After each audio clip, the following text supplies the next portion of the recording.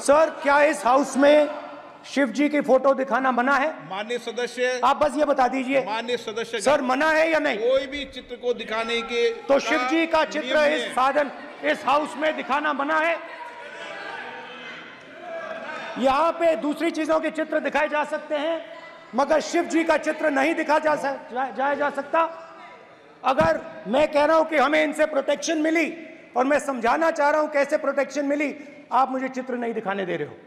Bharatiya Janata party Hindu धर्म की ठेकेदार नहीं है। क्या ये सही नहीं है कि जब पार्लियामेंट में चुनकर भेजा है इतने सारे सांसदों को, एक बार एक व्यापक चर्चा हो जाए, राजनीति को हिंदू धर्म से जोड़कर अपने राजनीतिक फायदा उठाने का काम करें। हमें अपने आप में आत्मविश्वास है कि हमारे धर्म को कोई खत्म नहीं कर सकता है। ब्रिटिशर्स ने ट्राई किया होगा, मुगलों ने ट्राई किया होगा, कभी नहीं खत्म हुआ, तो तुम्हारे कहने से क्या खत्म होगा? एक झूठा नैरेटिव ऑफ हिंदुइज्म करेंगे, वो हम होने नहीं देंगे। हमारा धर्म ये नहीं सिखाता आपस में विवाद करना। लोकसभा चुनाव में तो ऑलमोस्ट क्लोज आ गए, राज्यों के चुनाव होने वाले हैं, उसमें जनता अब ये भूल नहीं करेगी। जनता को ये जानना चाहिए कि लॉ की आड़ में, रिफॉर्म की आड़ में किस तरीके से मिसयूज होने जा रहा है। डेमोक्रेटिक टूल्स जो डेमोक्रेसी को और स्ट्रेंथन करनी चाहिए, उसको वीकन कर अब डेमोक्रेसी को खत्म करने का काम करते थे। वो विपक्षी भूमिका निभाने वाले हैं।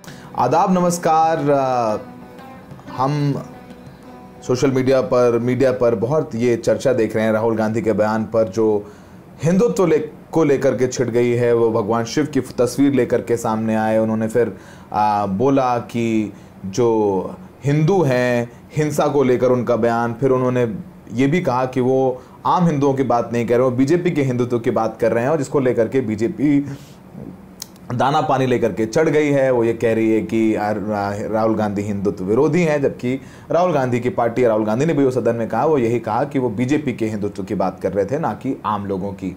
और भी बहुत मसले इस पार्लियामेंट से जुड़े हुए, इन तमाम चीज़ों पर बात करेंगे। हमारे साथ प्रियंका चतुर्वेदी हैं, जो कि राज्यसभा सांसद हैं शिवसेना उद्धव ठाकरे ग्रुप से। Priyanka, thank you so very much. आज आपने भी वो स्पीच देखी गैलरी से, और उसको लेकर के बीजेपी अस्त्र शस्त्र जो है वो लेकर के राहुल गांधी पर चढ़ गई है। और हिंदुत्व की बात है तो आपसे बेहतर कोई पार्टी नहीं हो सकती उस पर बात करने के लिए। आपका रिएक्शन क्या है? देखिए, आज मैं जब गैलरी में थी, पहली बार ऐसा महसूस हो रहा था कि सत्ता पक्ष ने अब मन में बना लिया है कि अब वो विपक्षी भूमिका निभाने वाले हैं।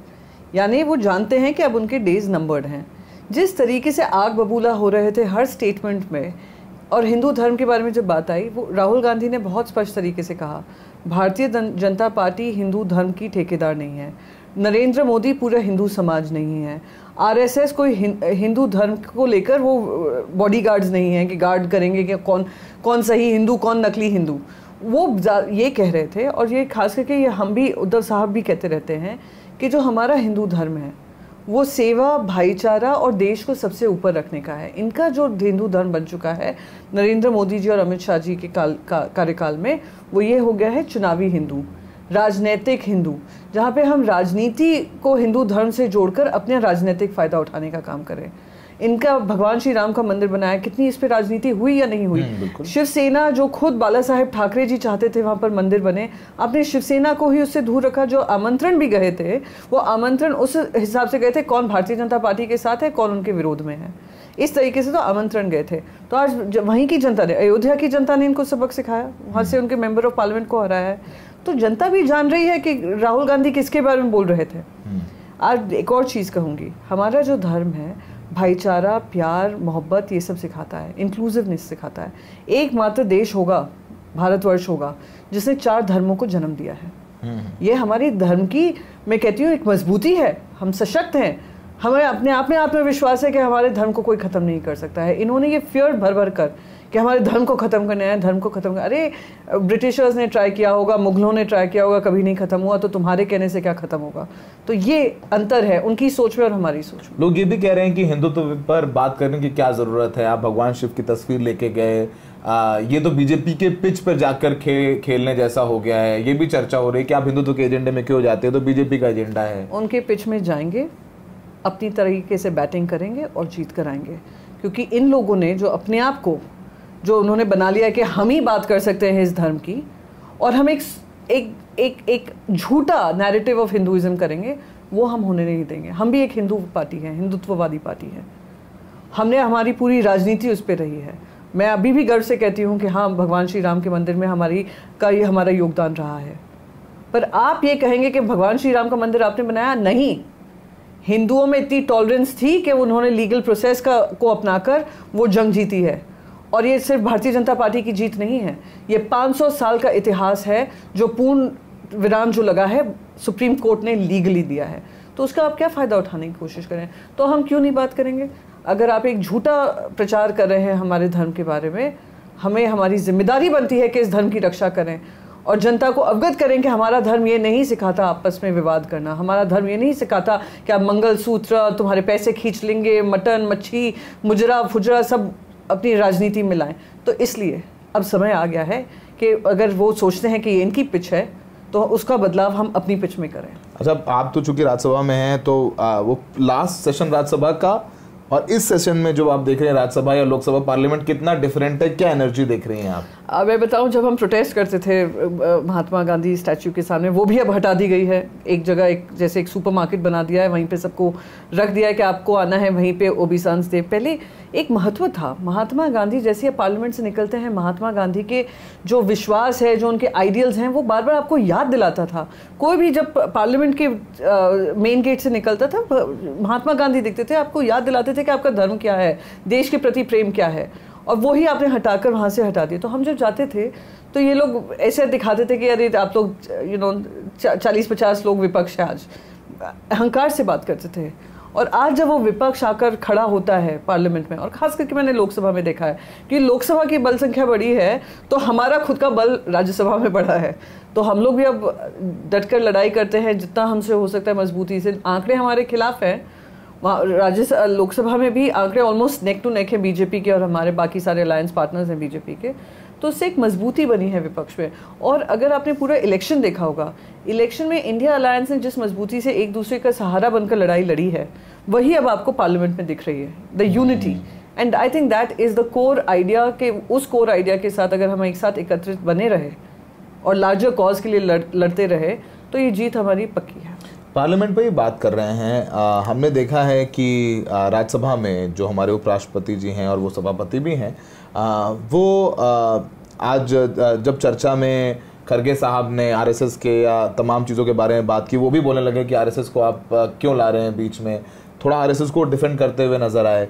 राज्यसभा में आप क्या देख रही हैं कि जिस तरीके से नीट को लेकर के चर्चा करना चाह रही हैं, चाह रहा है विपक्ष, आज भी मुझे लग रहा है खरगे साहब ने उस बारे में बात की है, नड्डा साहब ने भी फिर अपनी आपत्ति जाहिर कराई कि आप आरएसएस के बारे में कैसे बोल सकते हैं, और काफ़ी गुस्सा भी हो जाते हैं धनखड़ साहब, मुझे लग रहा है कि उस पर क्या कहेंगे आप? नहीं, एक तो नड्डा जी किस मुंह से आरएसएस का बचाव कर रहे हैं?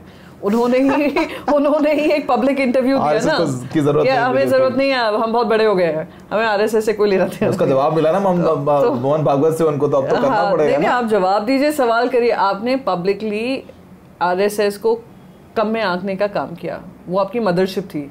आपने जैसे मदरशिप को अबैंडन इन्होंने ही नहीं किया, बीजेपी ने ही नहीं किया, एक और मदरशिप को अबैंडन किया कि मुझे तो लगता ही नहीं मैं बायोलॉजिकल हूँ।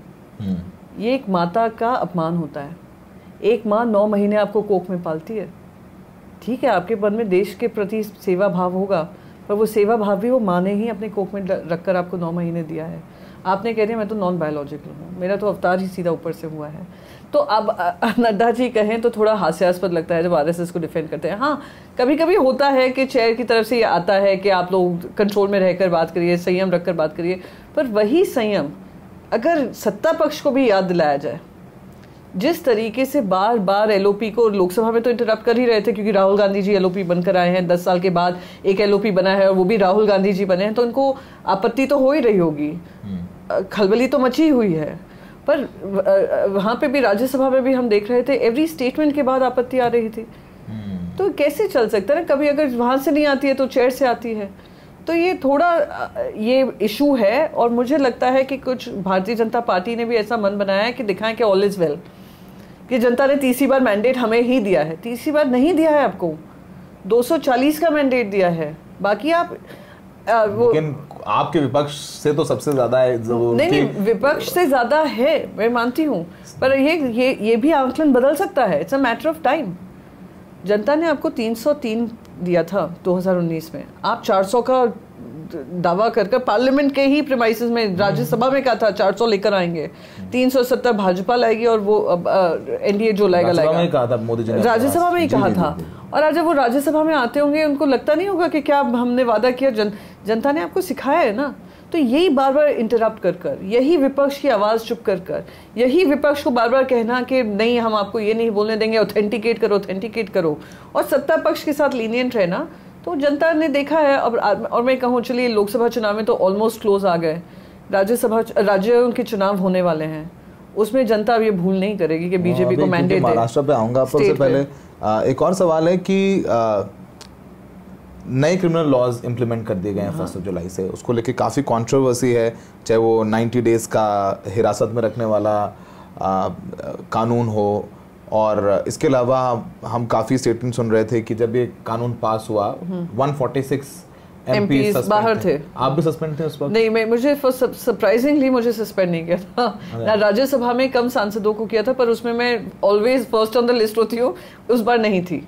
तो आपने बोला था नहीं, हम लोग बॉयकॉट कर रहे थे क्योंकि जिस तरीके से बुलडोज किया गया। मैं पहले before coming to the parliament, आप ये ध्यान रखिए पार्लियामेंट्री स्टैंडिंग कमेटी में इस पर चर्चा हुई थी, जो स्टैंडिंग कमेटी है पार्लियामेंट्री स्टैंडिंग कमेटी, उसमें करीब 8 members of parliament, senior members of parliament, जिसमें से शायद पी चिदम्बरम हैं, मनीष तिवारी जी हैं, डेरेक ओब्रायन हैं, उन्होंने लिखित में बताया कि क्या क्या प्रॉब्लम्स आ सकती हैं, कैसे वो जो सिटीजन्स फ्रीडम और राइट्स होते हैं उसको ट्रैम्पल करेगा। पर उसको बुलडोज कर कोई चेंजेस ना कर उसको पार्लियामेंट में लाया गया। पार्लियामेंट में उस समय पे लाया गया, और जैसे आने से पहले जिस दिन इंट्रोड्यूस हुआ है उसी दिन आपने, जो मैं कहूँगी पार्लियामेंट गरिमा का और हिस्टोरिकल लो होगा, इतिहास का मैं कहती हूँ एक ऐसा मोमेंट था which will shame us all. जब बच्चे इतिहास पढ़ेंगे वो कहेंगे कितना शर्मनाक रोल स्पीकर ने निभाया है। 145 एमपीज़ को आपने, वो भी सारे ऑपोजिशन एमपीज़ को आपने बाहर कर दिया सदन के। और उनकी मांग उस समय क्या थी? पार्लियामेंट में हमारे राष्ट्रपति से पहले वहाँ पे लोग घुसाए थे और उन्होंने थोड़ी बार, और वो भी कौन थे? वो थे जो बेरोजगारी से परेशान लोग थे, जो दिक्कतों से इसका सामना, यूएपीए लगा हुआ है, जो वही तो मैं कह रही हूँ। तो हम यही कहें कि अगर आप यूएपीए जैसे कानूनों पे भी अगर हम चर्चा ना कर पाए, 145 एमपीज़ को आपने इस आड़ में आपने सस्पेंड कर दिया, उनको सदन के बाहर रखा और आपने बिल पास कर दिया।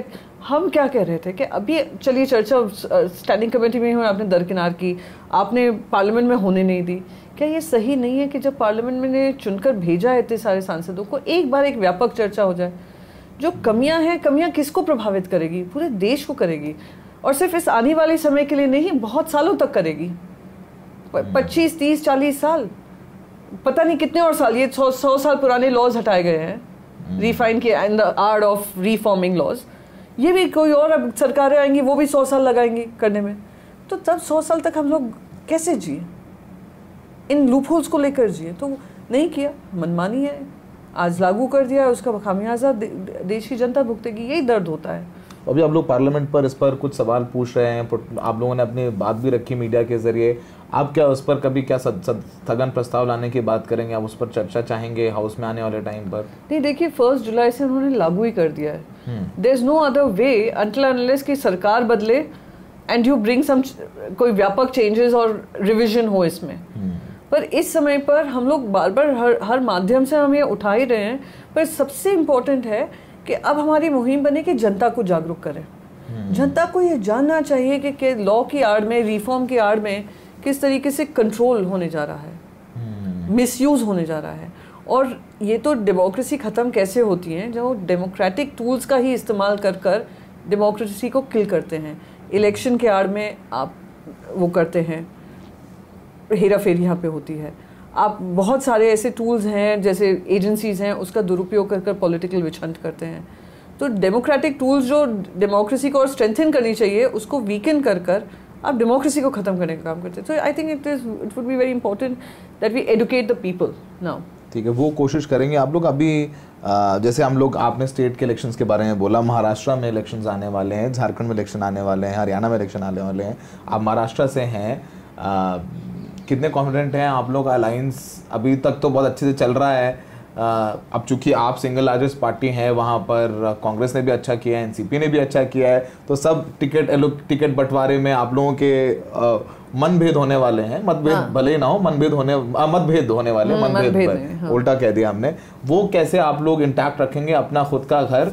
और महाराष्ट्र की पॉलिटिक्स को लेके कितने कॉन्फिडेंट हैं? तो देखिए, कॉन्फिडेंस है, ओवर कॉन्फिडेंस नहीं है।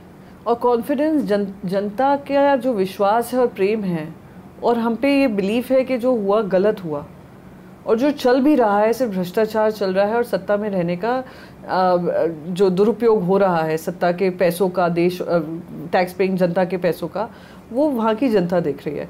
तो ये कॉन्फिडेंस है, क्योंकि बार बार हम जब इलेक्शन में जा रहे थे, मुझे याद है जब हमारी पार्टी को तोड़ा गया था, फिर जाकर एनसीपी को भी तोड़ा गया था, ये कहा गया अब तो तुम लोग की स्टोरी खत्म, पॉलिटिकल स्टोरी खत्म। सबसे पहला एक लेसन जो मैंने सीखा है, किसी की भी पॉलिटिकल स्टोरी कभी नहीं खत्म होती है। Going down does not mean you will not bounce back. तो हम लोग उन्होंने सर झुकाकर जो भी हुआ किया, काम करते रहे ग्राउंड पर, और जनता ने वो प्यार विश्वास दिखाया। सेम एनसीपी के साथ हुआ। तो ये अब जो चुनाव होने वाले हैं, येस यू आर राइट कि all three parties have done well, all three parties have proved a point. तो अब सीट्स बंटवारा कैसे होगा, पर हमारा लार्जर कमिटमेंट टू महाराष्ट्र है, हमारा लार्जर कमिटमेंट वहाँ की जनता से है। तो उसमें अगर 19-20 जो भी होता है हो, हर तीन पार्टी को की अपनी जिम्मेदारी समझते हैं, और हर तीनों पार्टी इस तरीके से निर्णय लेंगे जो महाराष्ट्र के लिए सही साबित हो, ना कि अपनी पॉलिटिकल अपॉर्चुनिज्म के लिए।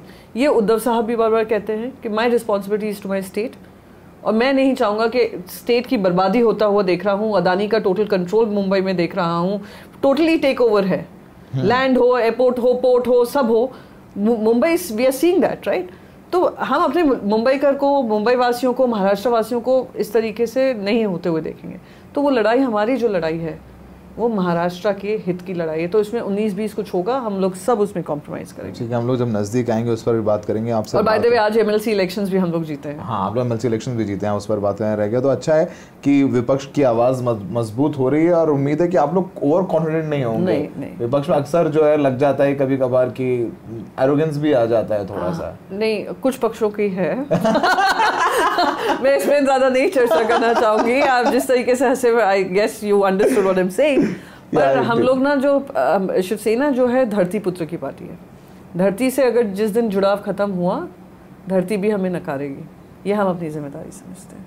एनसीपी भी महाराष्ट्र की पार्टी है जो महाराष्ट्र के अधिकारों की लड़ाई लड़ चुके हैं, वो जानते हैं, और वो जिम्मेदारी हमारा तीसरा पक्ष भी समझेगा कि हमें सर नीचे झुकाकर जनता में ये विश्वास जताना है कि हम एक बड़े कारण की वजह से हम ये लड़ाई लड़ रहे हैं, और वो कारण हमारी जनता है, महाराष्ट्र की धरती पुत्र हैं, महाराष्ट्र की महिलाएं हैं, महाराष्ट्र के युवा हैं, महाराष्ट्र के हमारे किसान हैं। और महाराष्ट्र में जो हम देख रहे हैं ओबीसी बना मराठा, हम देख रहे हैं किस तरीके से लॉ एंड ऑर्डर चरमराई हुई है। फर्स्ट टाइम हमने देखा होगा कैसे महिलाओं के साथ अनादर हो रहा है। मुंबई जैसे शहर में हो जाना दुख होता है। तो ये सारे मुद्दे हैं जो जनता भी देख रही है और जनता भी समझ रही है, और वो हम उसकी जिम्मेदारी लेते हुए हम काम करेंगे। No over confidence, like I said, confidence, but a confident confidence simply because of the people of the state. So we had a fantastic conversation with Priyanka Chaturvedi where she has said that Narendra Modi ji Hindutva के ठेकेदार नहीं है, और हिंदुत्व के मुद्दे पर opposition हमलावर रहेगा बीजेपी पर, क्योंकि वो बताना चाहते हैं कि बीजेपी का जो हिंदुत्व है वो हिंदुत्व की परिभाषा नहीं है, हिंदुत्व की परिभाषा उससे बहुत बड़ी है। तो हमने कोशिश करी कि प्रियंका चतुर्वेदी के जरिए समूचे विपक्ष का पॉइंट ऑफ व्यू आप तक पहुंचाएं। तो जुड़ने के लिए बहुत बहुत शुक्रिया।